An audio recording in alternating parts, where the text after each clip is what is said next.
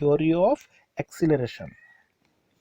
तो देखिए जो हमारा त्वरक है वो क्या बताता है, उपभोग और निवेश के बीच में संबंध को बताता है। ठीक है, त्वरक जो सिद्धांत है हमारा क्या कहता है, उपभोग और निवेश में क्या संबंध है। ठीक है, जब अर्थव्यवस्था में क्या होता है, वस्तुओं सेवाओं का जो लोगों के द्वारा उपभोग किया जा रहा है अगर वो बढ़ता है तो उस मांग को पूरा करने के लिए क्या होगा, अर्थव्यवस्था में निवेश किया जाएगा।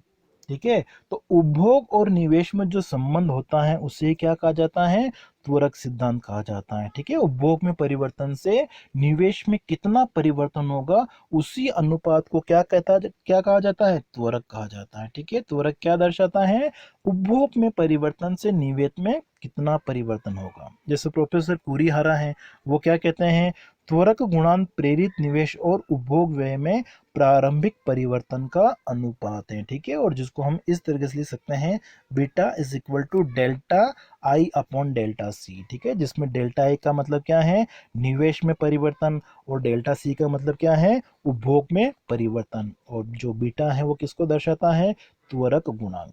तो त्वरक गुणांक जो है वो क्या प्रदर्शित करता है, निवेश में परिवर्तन और उपभोग में परिवर्तन का अनुपात।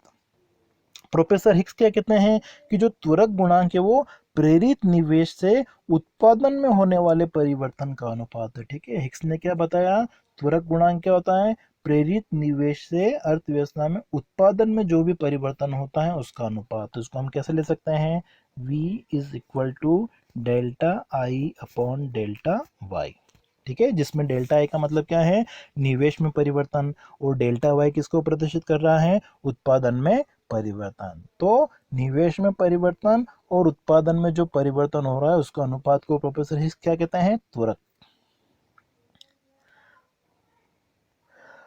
अब देखिए हमारा जो त्वरक सिद्धांत है वो क्या बताता है कि अर्थव्यवस्था में जो पूंजीगत वस्तुओं की मांग है, मतलब अर्थव्यवस्था में जो निवेश किया जा रहा है वो किसके ऊपर निर्भर करता है, उपभोग वस्तुओं की जो मांग होती है उनके ऊपर निर्भर करता है। ठीक है, पूंजीगत वस्तुओं की मांग उन उपभोग वस्तुओं की मांग से व्युत्पन्न होती है जिनके उत्पादन में वे सहायक हैं। ठीक है, मतलब अर्थव्यवस्था में जिन भी वस्तुओं एवं सेवाओं का उपभोग किया जा रहा है, अगर उन उपभोग वस्तुओं की मांग बढ़ती है और उन वस्तुओं की मांग बढ़ने से क्या होगा, फिर निवेश भी बढ़ाना पड़ेगा। उस मांग को पूरा करने के लिए क्या होगा, निवेश बढ़ाना पड़ता है। ठीक है, तो इसका मतलब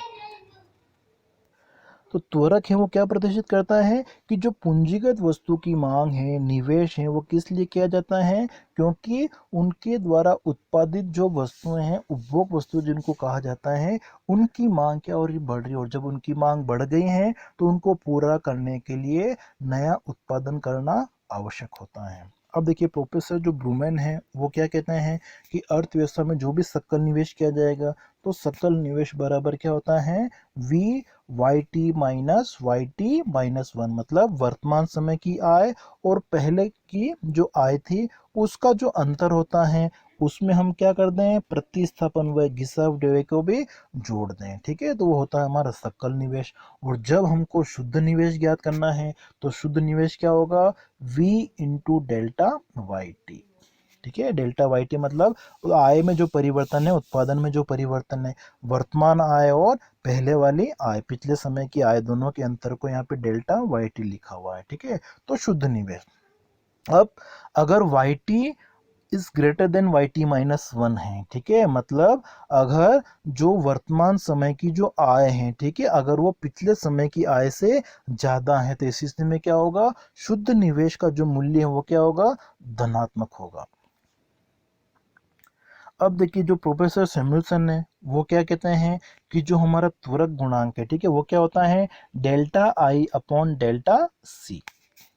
ठीक है, मतलब निवेश में परिवर्तन और उपभोग में परिवर्तन के अनुपात को सैमुअलसन क्या कहते हैं, त्वरक कहते हैं। ठीक है, और उपभोग में जो परिवर्तन है उसको हम कैसे ले सकते हैं, वर्तमान समय का उपभोग माइनस पिछले समय का उपभोग, तो C T minus C T minus one, और डेल्टा आई का मतलब निवेश में परिवर्तन, या हम देखें कि निवेश में कितना परिवर्तन करना पड़ेगा, तो beta into C T minus C T one. ठीक है, ये जो हमारी इक्वेशन है उसी से ये आ जाएगा। ठीक है, तो इसको हम कह सकते हैं कि निवेश में जो परिवर्तन वो कितना पड़ेगा, कितना करना पड़ेगा कि जो उपभोग में परिवर्तन हो रहा है उसका बीटा गुणा। ठीक है, मतलब जो त्वरक होगा उतने गुना। अब हमारा देखिए त्वरक सिद्धांत जो वो क्या कहता है कि जब अर्थव्यवस्था में उपभोग बढ़ता है, ठीक है, जब अर्थव्यवस्था में आय का स्तर बढ़ता है तो आय का स्तर या उपभोग का स्तर बढ़ने से, ठीक है, जब अर्थव्यवस्था में क्या होता है, आय का स्तर बढ़ता है या उपभोग का स्तर बढ़ता है, या हम कह सकते हैं कि आय और उपभोग का स्तर बढ़ने से जो निवेश होगा वो कई गुना वृद्धि होगी निवेश में, ठीक है, जो पूंजीगत संपत्तियां होती है, ठीक है, उन पर जो व्यय किया जा रहा है वो कई गुना बढ़ेगा, ठीक है। तो जो हमारा त्वरक सिद्धांत है वो कहता क्या कहता है कि जब अर्थव्यवस्था में आय में वृद्धि होती है तो आय में वृद्धि होगी तो क्या होगा, लोगों का जो उपभोग स्तर है वो भी क्या होगा, बढ़ेगा। और जब लोगों का उपभोग स्तर बढ़ेगा तो उस उपभोग मांग को पूरा करने के लिए वस्तुओं सेवाओं का जो उत्पादन है वो भी बढ़ेगा, और उस उत्पादन को बढ़ाने के लिए अधिक पूंजी की आवश्यकता होगी, ठीक है। और जब अधिक पूंजी की आवश्यकता है, ठीक है, तो निवेश भी क्या होगा, अधिक होगा। मतलब जब अर्थव्यवस्था में जो भी वर्तमान में पूंजीगत स्टॉक है, ठीक है, जो पूंजी का स्टॉक है, अगर उसका पूर्ण उपयोग हो रहा है तो उत्पादन को बढ़ाने के लिए क्या करना पड़ेगा, निवेश में वृद्धि करनी पड़ेगी, ठीक है। निवेश में वृद्धि करने से ही क्या होगा, उत्पादन में वृद्धि होगी। कब, जब वर्तमान में जो भी पूंजी स्टॉक है अगर उसका पूर्ण उपयोग हो रहा है। तो इस स्थिति में हम ऐसे ले सकते हैं कि निवेश को कितना बढ़ाना पड़ेगा, तो इसको हम ऐसा ले सकते हैं I T equal to V Y T, ठीक है, जहां पर हमारा जो वी है वो किसको प्रदर्शित करता है, पूंजी उत्पाद अनुपात को। आई टी जो है ये किसको प्रदर्शित करता है, आवश्यक पूंजी स्टॉक कितना होना चाहिए। और ये हमारा जो वाई टी है वो किसको प्रदर्शित करता है, वर्तमान आय या वर्तमान उत्पादन का स्तर कितना है, ठीक है। अब इसको समझने के लिए हम एक उदाहरण ले सकते हैं। माना कि अगर हम कहें कि किसी वर्ष में जैसे अर्थव्यवस्था में राष्ट्रीय आय है वो कितनी बढ़ी है, 1,000 बढ़ गई है, ठीक है। राष्ट्रीय आय में जो वृद्धि हुई है वो कितनी हुई है, 1,000। और हमारा जो पूंजी उत्पाद अनुपात है वो कितना है, 2 अगर है, ठीक है। तो क्या कहता है कि अगर निवेश जो है, अगर 1,000, ठीक है, यहाँ पे हमने क्या किया, राष्ट्रीय आय कितनी बढ़ रही है, 1,000 बढ़ रही है, ठीक है। और हमारा जो पूंजी उत्पाद जो अनुपात है वो कितना है, 2 है, ठीक है। तो ऐसी स्थिति में निवेश कितना होना चाहिए, जो आय में वृद्धि हुई है 1,000 की, उसको हम पूंजी उत्पाद से गुणा कर दें, ठीक है। पूंजी उत्पाद अनुपात कितना है, 2, तो 1,000 इंटू 2 करेंगे तो कितना आएगा, 2,000। मतलब ये सिद्धांत जो हमारा क्या कहता है कि जब राष्ट्रीय आय में 1,000 की वृद्धि होती है तो निवेश जो है वो कितना होना चाहिए, 2,000 रुपए के बराबर होना चाहिए, ठीक है। और कब, जब अर्थव्यवस्था में जो पूंजी उत्पाद अनुपात है वो कितना है, अगर 2 है तब। अगर माना कि पूंजी उत्पाद अनुपात अगर 3 है तो राष्ट्रीय आय में 1,000 की वृद्धि से जो हमारा निवेश है वो कितना बढ़ना चाहिए, 1,000 इंटू 3 बराबर 3,000। इतना निवेश बढ़ेगा तो उससे राष्ट्रीय आय में जो भी वृद्धि हुई है, ठीक है, जो राष्ट्रीय आय बढ़ेगी तो क्या होगा, लोग वस्तुओं सेवाओं की मांग क्या करेंगे, ज़्यादा करेंगे। तो इस अतिरिक्त मांग को तभी पूरा किया जा सकेगा जब निवेश इतना बढ़ेगा। आगे सुनने कि राष्ट्रीय आय अगर 1,000 बढ़ती हैं और अर्थव्यवस्था में पूंजी उत्पाद अनुपात माना कि हमने 2 मान लिया है, तो निवेश कितना बढ़ना चाहिए, 1,000 इंटू 2 बराबर 2,000, ठीक है। मतलब राष्ट्रीय 1,000 बढ़े तो राष्ट्रीय बढ़ने से लोग उपभोग की मांग ज़्यादा करेंगे, और उस अतिरिक्त मांग को पूरा करने के लिए वस्तुओं सेवाओं को उत्पादन करने के लिए निवेश को भी बढ़ाना पड़ेगा, ठीक है। तो निवेश कितना बढ़ाना पड़ेगा, ये 2,000, ठीक है। तो ये हमने एक उदाहरण ले लिया है। अब देखिए हमारा जो त्वरक सिद्धांत है वो क्या क्या मान्यता लेता है। तो सबसे पहले क्या मानता है कि अर्थव्यवस्था में जो पूंजी उत्पाद अनुपात है वो स्थिर रहता है, ठीक है। फर्स्ट मान्यता क्या है, पूंजी उत्पाद अनुपात को अर्थव्यवस्था में स्थिर मान लिया गया है। फिर वस्तुओं सेवाओं का उत्पादन करने के लिए जो साधनों की आवश्यकता होती है उन साधनों की पूर्ति क्या होती है, लोचदार होती है। मतलब साधन जो है अर्थव्यवस्था में आसानी से उपलब्ध हो जाते हैं। फिर यह मानता है कि अर्थव्यवस्था में जो साधन है उनमें अतिरिक्त उत्पादन क्षमता नहीं होती, मतलब उनका पूर्ण क्षमता के साथ में प्रयोग किया जा रहा है। फिर अर्थव्यवस्था में पूंजी और साख जो है वो आसानी से उपलब्ध हो जाते हैं, मतलब पूंजी और साख की जो पूर्ति है वो लोचदार होती हैं। फिर ये सिद्धांत मानता है कि जब अर्थव्यवस्था में उत्पादन बढ़ता है तो उत्पादन बढ़ने से शुद्ध निवेश तुरंत बढ़ेगा ही बढ़ेगा। और फिर ये मान लेता है कि अर्थव्यवस्था में जो इच्छित पूंजी स्टॉक है और वास्तविक पूंजी स्टॉक है, दोनों में कोई अंतर नहीं होता, दोनों एक ही होते हैं। ठीक है, जो आवश्यक पूंजी स्टॉक है और जो वास्तव में उपलब्ध होता है, दोनों में कोई अंतर नहीं पाया जाता है। अब देखिए, त्वरक सिद्धांत को हम इस एक सारणी के द्वारा समझ सकते हैं। हमने समयावधि ले ली है। ठीक है, हमारे पास में समयावधि है t-1 टी। ठीक है, ये हमारे पास में समयावधि है t-1 टी, फिर t+1 t+2 t+3 t+4 t+5 t+6। इस तरह हम समयावधि ले सकते हैं। और हमने अर्थव्यवस्था में जो पूंजी उत्पाद अनुपात मान लिया है, ठीक है, वो कितना माना कि वो कितना है 4 है। ठीक है, पूंजी उत्पाद जो अनुपात है वो कितना है 4 है। इसका क्या मतलब हो गया कि अर्थव्यवस्था में यदि हम उत्पादन का स्तर इतना चाहते हैं 100, ठीक है, तो इस स्थिति में आवश्यक पूंजी स्टॉक कितना होगा, इसका 4 गुना। क्यों? क्योंकि पूंजी उत्पाद अनुपात हमने क्या मान लिया 4, मतलब वस्तु की 100 इकाइयां बनाने के लिए या 100 रुपए की इकाई बनाने के लिए पूंजी कितनी चाहिए, 400 के बराबर, 400 रुपए के बराबर। ठीक है, जब हम इतना उत्पादन करना चाहते हैं। ठीक है, तो अब देखो जितना भी उत्पादन का स्तर हमने लिया है यहाँ पे, तो उसको हम क्या करेंगे 4 से मल्टीप्लाई कर देंगे। क्यों? क्योंकि हमने पूंजी उत्पाद अर्थव्यवस्था में कितना मान लिया है 4, और पूंजी उत्पाद अनुपात क्या होता है स्थिर। तो ये विभिन्न समयावधि में इन उत्पादन की इकाइयों को प्राप्त करने के लिए, ठीक है, जैसे 100 है, फिर 105 ले लिया हमने, फिर 115 ले लिया, 130 ले लिया, 140 है। तो ये विभिन्न इकाई उत्पादित करने के लिए आवश्यक पूंजी स्टॉक कितना होगा, इन सभी को हमने इंटू 4 कर दिया। तो कितना आ गया हमारे पास में 400 आ गया यहाँ पे, फिर 420 आ गया, फिर 115 इंटू 4 किया तो 460 आ गया, फिर 130 इंटू 4 किया तो 520 आ गया, फिर 140 इंटू 4 किया तो 560 आ गया। इस तरीके से हमने इन इतना उत्पादन करने के लिए पूंजी स्टॉक कितना चाहिए अर्थव्यवस्था में, इतना चाहिए।